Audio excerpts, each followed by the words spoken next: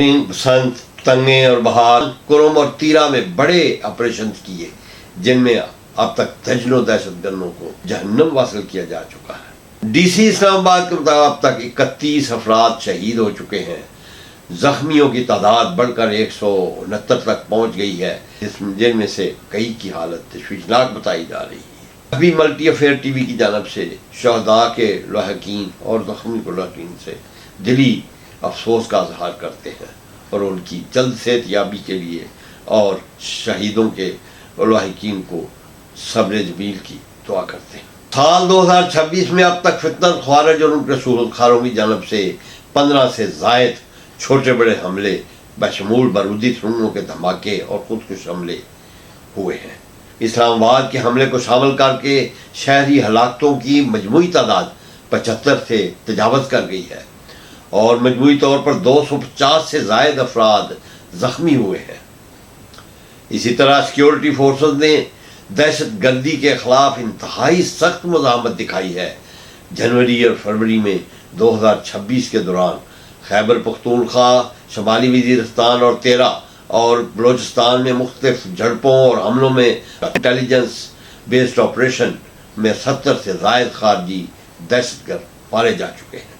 Security اہلکار جو تقریباً 30 کے قریب شہید ہوئے ہیں، اس کے علاوہ 350 کے قریب معمولی زخمی بھی ہوئے ہیں۔ بلوچستان، مچھ، گوادر، پنجگور اور تیرا میں ہونے والے حالیہ بجا وقت کوآرڈینیٹڈ اٹیکس اس بات کی نشاندہی کرتے ہیں کہ دہشت گرد نیٹ ورک نے اپنی حکمت عملی تبدیل کر لی ہے۔ اسلام آباد جیسے ہائی سیکیورٹی زون میں اتنا زیادہ دھماکہ خیز مواد پہنچنے کی چند بڑی وجوہات جو دفاعی تجزیہ کار اور سیکیورٹی ذرائع بیان کرتے ہیں۔ دھماکہ خیز مواد عموماً ایک ساتھ نہیں لایا جاتا۔ سیکیورٹی ذرائع کے مطابق فتنہ اور خوارج کے سلیپر سیلز شہریوں کے اندر موجود ہوتے ہیں۔ بارودی مواد چھوٹی چھوٹی مقدار میں عام تجارتی سامان مثلاً سبزیوں کے ٹرکوں، تعمیراتی مواد اور کپڑوں کی گٹھیوں میں چھپا کر مختلف دنوں میں منتقل کیا جاتا ہے اور پھر شہر کے اندر کسی محفوظ ٹھکانے پر اسے جوڑ کر خودکش جیکٹ یا بم تیار کیا جاتا ہے۔ اور ناظرین، یہی ہمیں محسوس ہوتا ہے کہ اس چیز کا پتہ لگانے کے لیے ہماری انٹیلیجنس اور ہمارے سیکیورٹی ادارے جو ہیں وہ بالکل بری طرح ناکام ہو چکے ہیں۔ اسلام آباد کے نواحی علاقے جیسے ترالائی، شہزاد ٹاؤن اور بارہ کوہ جہاں آج کا دھماکہ ہوا، وہاں کی آبادی بہت گنجان آباد ہے اور وہاں شناختی کارڈ کے بغیر کرایہ داروں کا رہنا ایک بڑا چیلنج ہے۔ دہشت گرد ان علاقوں کو لانچنگ پیڈ کے طور پر استعمال کرتے ہیں کیونکہ یہاں پولیس کی چیکنگ اتنی سخت نہیں ہوتی جتنی ریڈ زون میں ہوتی ہے۔ جب ایک ساتھ کئی مقامات پر حملے کیے جاتے ہیں تو سیکیورٹی فورسز کی توجہ تقسیم ہو جاتی ہے، جس کا فائدہ اٹھا کر دہشت گرد حساس شہروں میں سافٹ ٹارگیٹس جیسے مساجد اور عوامی مقامات کو نشانہ بناتے ہیں۔ حالیہ تحقیقات میں یہ بات بھی سامنے آئی ہے ناظرین کہ دہشت گرد اب ابلاغ کے لیے ایسی ایپس اور انکرپٹڈ طریقے استعمال کر رہے ہیں جنہیں ٹریس کرنا نہایت مشکل ہوتا ہے۔ خلاصہ یہ ہے کہ دہشت گرد اب صرف ایک جگہ حملہ کرنے کی بجائے ملٹیپل اٹیکس کر رہے ہیں تاکہ ریاست پر دباؤ بڑھایا جا سکے۔ وفاقی حکومت نے آج کے واقعے کے بعد اسلام آباد میں سیکیورٹی کا ریڈ الرٹ جاری کر دیا ہے اور تمام داخلی اور خارجی راستوں پر CCTV کیمروں کے ذریعے مانیٹرنگ سخت کر دی گئی ہے۔ ناظرین، یہی افسوس ہوتا ہے کہ ایک طرف یہ بسنت کا میلہ منا رہے تھے، کیا ان کو پتہ نہیں تھا کہ ایسے موقع پر جو ہے دہشت گرد پاکستان کی عوام کی خوشیوں کو برباد کر سکتے ہیں؟ اور یہ ریڈ الرٹ صرف واقعے کے بعد ہی کیوں جاری کیا جاتا ہے؟ کیونکہ یہ ناممکن ہے کہ پہلے ریکی کیے بغیر اس دہشت گرد نے حملہ کیا ہو، اس کو کسی کی معاونت حاصل نہ ہو۔ بلوچستان اور خیبر پختونخوا میں جاری شورش کے باعث یہ ایک کڑوی حقیقت سامنے آئی ہے کہ سیکیورٹی فورسز کا بڑا حصہ وہاں مصروف ہے، جس کا فائدہ اٹھا کر یہ عناصر شہروں میں موجود اپنے نیٹ ورک کو متعارف کر رہے ہیں کہ 20 سال کے ایک طویل عرصہ ہے کہ ہم اب تک محفوظ کیوں نہیں ہوئے، ریاست کے لیے ایک بہت بڑا سوالیہ نشان ہے۔ یہ کہنا غلط نہ ہوگا کہ پاکستان نے ٹیکنالوجی جیسے سیلف سٹی کیمرے، بائیومیٹرک بارڈر مینجمنٹ پر اربوں روپے خرچ کیے ہیں، لیکن دہشت گردی کی نوعیت بدلتی رہی ہے اور عوام بدستور خطرے کی زد میں ہے۔ جب تک دشمن سرحد پار تھا اس سے لڑنا آسان تھا، لیکن جب دہشت گردی نظریاتی ہو جائے اور مقامی لوگ یعنی سہولت کار اس کا حصہ بن جائیں تو دنیا کی جدید ترین ٹیکنالوجی بھی وہاں ناکام ہو جاتی ہے۔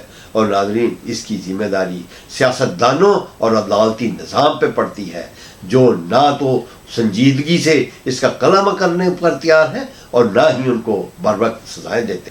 کیا سہولت کار سیاستدان نہیں ہے؟ یہ ایک ایسی تلخ حقیقت ہے جس پر کئی بار بحث ہو چکے ہیں۔ کئی بار دیکھا گیا ہے کہ ووٹ بینک کی خاطر یا مخصوص علاقوں میں اثر و رسوخ کے لیے بعض سیاسی مذہبی حلقوں نے ان عناصر کے لیے نرم گوشہ دکھایا ہے۔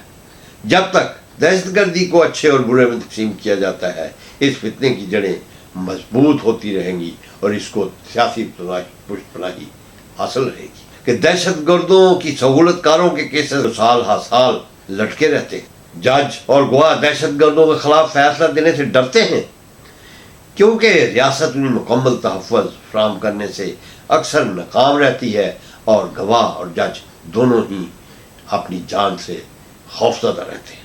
پولیس اور پروسیکیوشن اکثر عدالتوں میں ایسے ٹھوس ثبوت پیش نہیں کر پاتے جو قانون کے تقاضوں پر پورے اتریں، جس کا فائدہ دہشت گردی کو ملتا ہے۔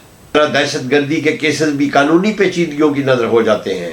یہی وجہ ہے کہ بار بار ملٹری کورٹس کے قیام کا مطالبہ کیا جاتا ہے، لیکن عدالتیں نہ تو فیصلے جلدی کرتی ہیں اور نہ ہی عدالتیں ملٹری کورٹس بننے دیتی ہیں۔ حقیقت یہ ہے کہ جب تک سیاسی عزم یعنی پولیٹیکل ول، فوری انصاف، سخت بارڈر کنٹرول ایک ساتھ کام نہیں کریں گے، ٹیکنالوجی اکیلے کچھ نہیں کر سکتی۔ فتنۃ الخوارج جیسے گروپوں کو ختم کرنے کے لیے صرف ہتھیار نہیں بلکہ ان کے سہولت کاروں، چاہے وہ سیاستدان ہوں یا عام شہری، عبرتناک نشان بنانا ضروری ہے۔ عوام کی مایوسی اور غصہ بالکل فطری ہے۔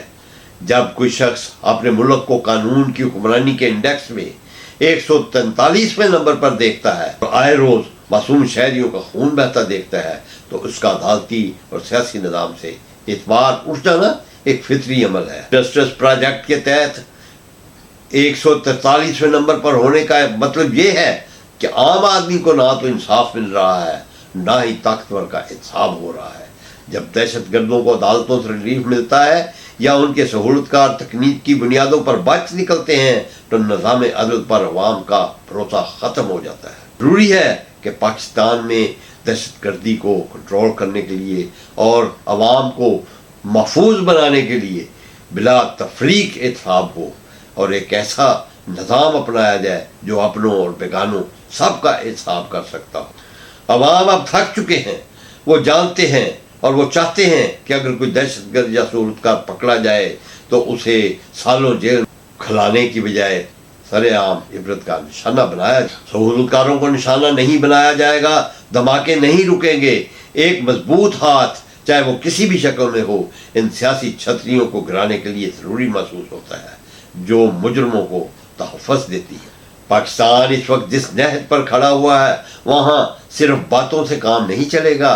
یا تو عدالتی نظام میں ہنگامی اصلاحات کر کے دہشت گردی کے مقدمات کا فیصلہ دنوں میں کیا جائے، یا پھر ریاست وہ سخت فیصلہ کرے جس کا فتنہ الخوارج اور اس کے سیاسی سرپرستوں کو معلوم ہو کہ اب رعایت کا وقت ختم ہو چکا ہے۔ عوام کا ماننا ہے کہ سیاستدانوں، بیوروکریٹس، ججز، ریٹائرڈ افسران کی جائیدادیں ضبط کی جائیں۔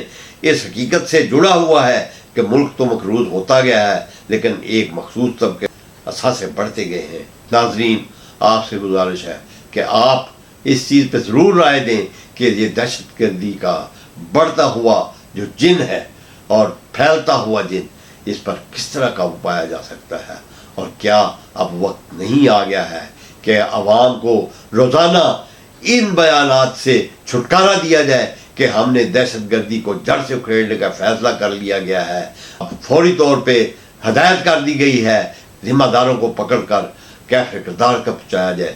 20 سال سے سن کر عوام جو ہے ان کے کان پک گئے ہیں، نہ جانے کب وہ سخت پکڑ آئے گی اور کب وہ دہشت گرد اپنے انجام کو پھونکیں گے اور کب عوام جو ہے اس دہشت گردی کے ہاتھوں محفوظ ہوں گے۔